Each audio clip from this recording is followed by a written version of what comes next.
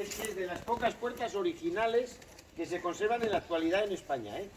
Esto es álamo negro, negrillo, que es una madera muy nudosa, y luego lo que se hacía era reforzarle con estos pinchos. Pero la función de los pinchos era amortiguar el golpe del ariete. O sea, los arietes son los troncos que cogían entre varias personas para derribar. O sea, dándole porrazos para echar la puerta abajo. Y en este caso inventaron las cuñas, que son estas piezas hechas en una fragua, calentando el hierro a martillo. Se dejaba un espárrago, que es esto lo metían al rojo vivo y lo remachaban por dentro para que no arrancaran. Y ir cubriendo toda la puerta pues con pinchos. Pero lo curioso es eso, que es de las poquitas que se conservan, porque estamos hablando que tienen más de 500 años, ¿eh? Y claro, lo raro es que se haya conservado la madera, porque claro, aquí le ha pegado el agua, el viento, fíjate lo que azota, y luego espolios que ha habido. Y claro, que se conserve la puerta original es lo raro, ¿eh? Porque luego, bueno, este castillo, fíjate, los estudios que se han hecho, esto se cree que fue una fortaleza románica, por lo que estaríamos hablando de una construcción de 1200, el inicio de la construcción.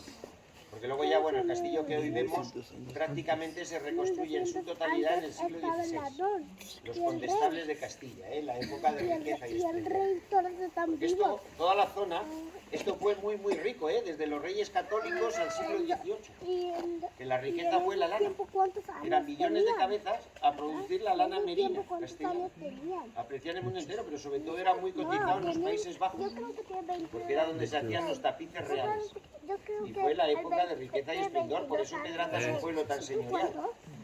Porque el condestable de Castilla, don Pedro Fernández de Velasco III, persona de confianza de Carlos V, él se establece a cobrar los impuestos de la lana y arrastra un poco al señorío de la época. Que es cuando se restaura el castillo, pero se mandan a hacer las murallas. Y es donde surge el pueblo de Pedraza que hoy vemos, el pueblo señorial. Es un poco el privilegio donde se asentó el señorío. Porque Pedraza era un poco donde se celebraban los eventos importantes en la época. Eran los torneos medievales, mercadillos, toros, conciertos, todo lo que en la época había, y era un poco el privilegio del señorío. Por eso todas las casas con sus grandes balcones, lo mismo que toda la plaza porticada, con sus balconadas, y era para ver los espectáculos. Y luego sobre todo la buena construcción, porque claro, si tú te fijas, fíjate la sillería de las casas y los enrejados, claro. Porque claro, las fachadas son de 1500, o sea, las casas se han restaurado, pero las fachadas están intactas. Y el castillo pues pasó igual, claro, esto fue muy rico hasta el siglo XVIII, luego ya la decadencia es importante, porque hay otros textiles, se expanden ovejas por otros muchos lugares, la competencia empieza a ser brutal, castillos, palacios, se va la riqueza y muchos pues empiezan a abandonar. Y al final un castillo abandonado no se valoraba, era pues nada, un corral. Fíjate, la gente se llevaba aquí, por ejemplo, hay zonas que faltan hasta 1 y 2 metros de altura en este paseo. Y esta que era la torre del homenaje, pues igual, le falta la sillería, las almenas. Y este castillo tuvo la suerte de que las ruinas las compró el famoso pintor Ignacio Zuloaga en 1925 por 13.000 pesetas. Cuando era un encerrado de ganado, Zuloaga se encaprichó, lo compró, se prohíbe el expolio, lo empieza a reconstruir y lo hace su casa. Que por eso está el museo aquí hoy. Zuloaga y Sorolla son además pintores que tuvieron la gran suerte de ser reconocidos en vida, claro. O sea, porque Zuloaga fue el pintor retratista de esa generación. Unamuno, Valle Inclán, Azorín, Otaicasé, Falla, Marañón. El famoso autorretrato de Zuloaga era el del billete de 500. Los azules, que los más mayores sí que recordaréis. Pues mira, gracias a que él lo compra, el castillo por lo menos se cuida. Porque lo hizo en su casa. Bueno, de hecho aquí pintaba. Este era el salón y el estudio arriba donde pintaba. Y luego el almacén que bueno, se ha conservado. Ahora habrá otra visita, si quieren esperen aquí que ahora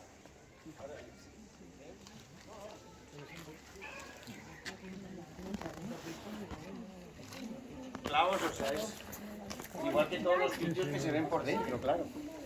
Era para no poder arrancar, que luego los partían, los aserraban, porque claro, muchos han sido después al lado del río, porque el nombre de Pedraza le viene de piedra, la ubicación en lo alto de una piedra, de ahí le viene el nombre.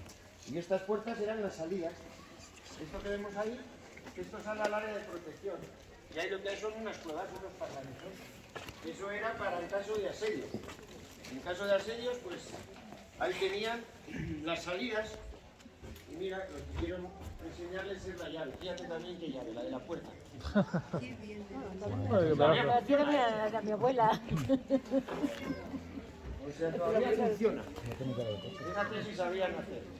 Aquí se ve muy bien un poco lo que les estaba explicando. Porque mira, si nos fijamos este primer arco, ya vemos que es ojival, que es gótico, apuntado. Y luego, en cambio, el siguiente arco es un arco románico. Arco de medio punto. Entonces, lo que quiere decir es que originariamente el castillo era más pequeño. O sea, la primera construcción no pasaría del arco central. De hecho, están los restos de una muralla. Y luego fíjate el muro de fortaleza, la sillería de la época. O sea, ¿cómo vas a derribar eso? Porque todo esto es macizo, o sea, es el muro. Y aquí lo que caía era el rastrillo, que es una puerta colgada y un contrapeso. Lo que vemos en las películas, pues era una reja que te echaban para prohibirte el paso a las viviendas. Esa es la...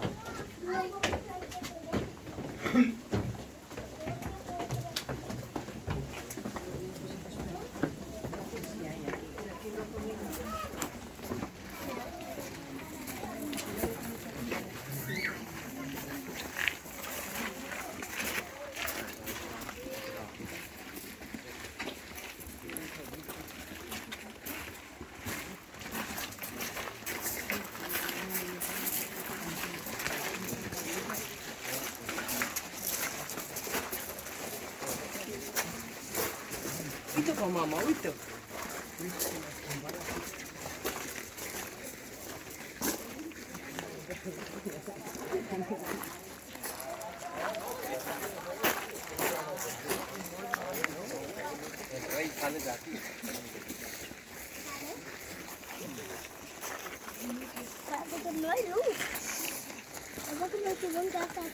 Pues mira, aquí nos encontramos en lo que era el recinto del patio de armas. El patio de armas que era rectangular, o sea, tampoco era todo el espacio que hoy vemos, porque de aquí falta una muralla que es la que está ahí cortada.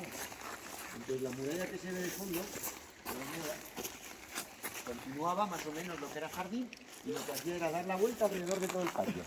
Y era donde se apoyaban las vigas. Mira, las vigas que están aquí partidas y quemadas algunas. Y este era el primer forjado, luego arriba los salientes, segundo y tercera, hasta arriba. Y estas son las ventanas de lo que eran las habitaciones. Lo que pasa es que esto lo quemaron, en Medialta. Esto lo quemaron porque, mira, en esta torre es donde estaba el museo. En esa torre es donde estuvieron retenidos los hijos del rey de Francia, de Francisco I. Que eso fue cuando a Francisco I lo cogieron prisionero en la famosa batalla de Pavía. Eran las dos potencias europeas. En esa época España y Francia, o sea, Carlos V y Francisco I tenían mucho poder. Y a Francisco I lo cogió Carlos V en Pavía y lo trae a Madrid, a la Torre de los Lujanes, que es donde se firma el Pacto de Madrid. Cuando él pide la liberación, se le exige como rehenes a los hijos. A Enrique II y a su hermano, que les digo que los traen aquí pues, a cargo del condestable de Castilla. Y luego, una vez libre, pues claro, Francisco I le dice que coaccionado, presionado, que bastante le ha humillado, que él no va a cumplir nada. Porque los niños pues, son los futuros reyes de Francia, eran niños 9 y 11 años, por lo cual él no se rebajaba. Y ahí empezó pues muy mala relación, alargarse en el tiempo hasta 1529, que fue en el Pacto de las Damas cuando por fin se llenó a paz. Y los niños vuelven a Francia, pero casi 4 años fue el periplo por España. Y luego se vengaron, cuando la independencia, las tropas de Napoleón lo expoliaron y lo quemaron. Y luego ya no se valoraba. Y la gente lo que hacía pues era coger para reconstrucción de sus casas, hasta que Zuloaga lo compró y lo paró. Y es lo que hoy vemos. En la torre del estudio, esto es la vivienda donde vivieron los Zuloaga, y en esta torre donde está el museo que ahora vamos a ver. Y este hueco, si queréis bajar, se puede ver. Esto era la antigua mazmorra donde tenían a los presos, que luego se aprovechó como aljibe, una parte. Pero es donde estaba la antigua mazmorra.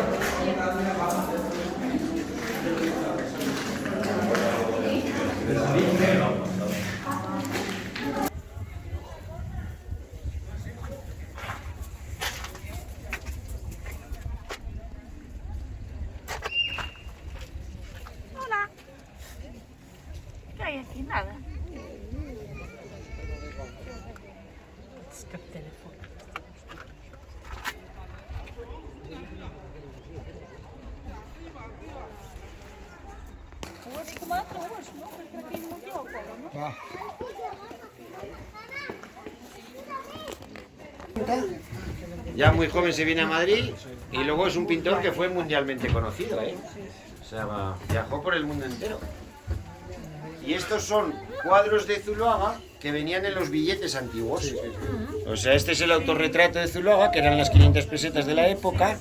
Este es el famoso cuadro que conocemos de Falla, que son 100 pesetas.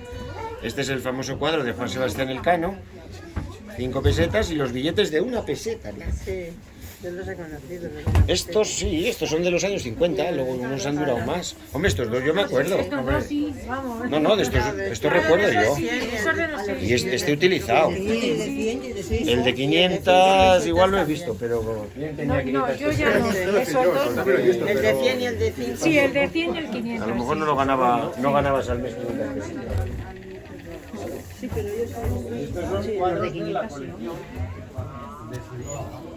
Y el de 100 también, el de 100 yo tengo. Y de peseta, ese es muy antiguo. De 5 y de peseta ya. Pero ese de 100 pesetas, El de 100 sí. Yo tengo el de 100 pesetas, tengo el de 500. El 500 no, el de 100 son 20. 100 pesetas.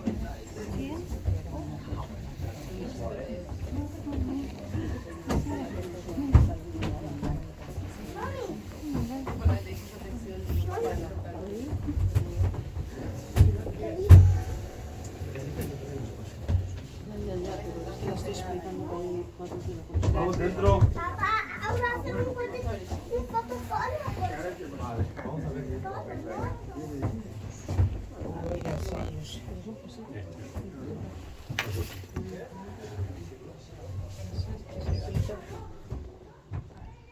Cubiertas, pues todo se vino abajo, porque claro, se quema, entonces Zuloaga ya lo que hace es limpiar la estructura y conservar los nudos.